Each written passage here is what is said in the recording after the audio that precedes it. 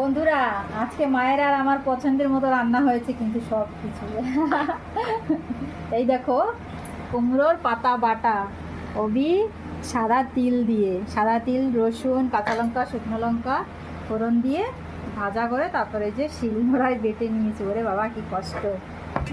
আর এই দেখো আরেকটা, এই যে ওল দিয়ে মাছের ঝোল, রুই মাছ, লাল লাল ঝোল। বন্ধুরা দেখেছো? ওই যে আজকে খাওয়া দাওয়া জমে যাবে।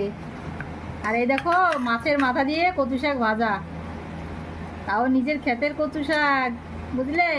এই দেখো, সবার লোভ লাগে। দাদাভাই দিদিভাইরা বলে আমাকে দেবে না, কেউ বলে আসবো নাকি, চলে আসো সবাই খাওয়া দাওয়া করতে। আর এই যে কুমড়োর দিয়ে বাটা, এই দিয়ে এক থাল ভাত খাওয়া হয়ে যাবে। কেন এত টেস্টি হয়েছে, আমি একটু মুখে দিয়ে দেখেছি। বুঝলে তো? রাখি, চলো, গুড আফটারনুন সবাইকে জানাই, চলে আসো সবাই।